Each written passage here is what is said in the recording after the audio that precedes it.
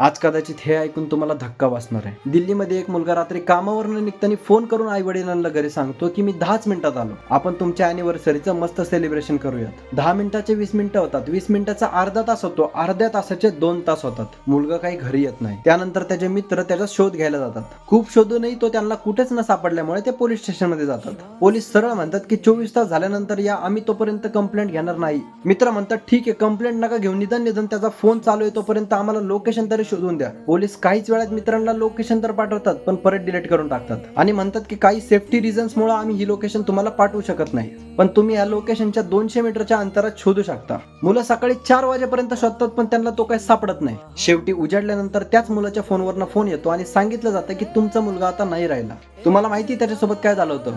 तो मुलगा एका पाईपलाईन टाकायच्या खड्ड्यामध्ये जाऊन पडला होता आणि तात्काळ त्याला मदत न मिळाल्यामुळे त्याचा जीव गेला. म्हणजे एकतर पोलिसांनी शोधायला मदत केली असती तर तो कदाचित सापडला पण असता. आणि दुसरी गोष्ट, जर खड्ड्याच्या आसपास सेफ्टी बॅरिकेड असते तर तो मुलगा नक्की वाचला असता. आता 10-12 दिवसापूर्वी योगेश मेहताचा असाच ऍक्सिडेंट झाला होता. काही काळ लोकांनी ती गोष्ट पकडून ठेवली, पण नंतर विसरून गेले. आणि खरं तर कसं आहे माहितीये का, सरकारला पण दोष देऊन काही उपयोग नाहीये. कारण आपल्या देशातल्या लोकांची मेंटॅलिटी अशी झाली आहे की जोपर्यंत आपल्या घरातलं कोण जात नाही ना, तोपर्यंत आपण काहीच करायचं नाही. आज तुम्ही शांत बसताय ना, तर एवढं लक्षात ठेवा की ज्यावेळी तुमच्यावर वेळ येईल ना, त्यावेळी तुमच्यासाठी पण कुणीच उभं नाही राहणार. शिट यार, मला किती स्वार्थी उदाहरण द्यावं लागतंय तुमच्यासाठी की तुमच्या मदतीला कोणी येणार नाही म्हणून तुम्ही आज उभे राहावा. समाजामधली माणुसकी संपून गेली असं वाटायला लागलं आता. बिना फायद्याशिवाय कोणी कोणासाठी उभंच नाही राहू शकत का? मी एकच गोष्ट सांगतो जी मला आज बोलता बोलता फील होतीये की मी एका स्वार्थी समाजात जन्माला आलोय, ज्या समाजाला फक्त स्वतःचा स्वार्थ दिसतो, जो फक्त स्वतःच्या स्वार्थासाठी एकत्र येतो. माणसाचे अधिकार, त्याचा हक्क, त्याला न्याय मिळवून द्यायचं काही नाही आपल्या समाजामध्ये.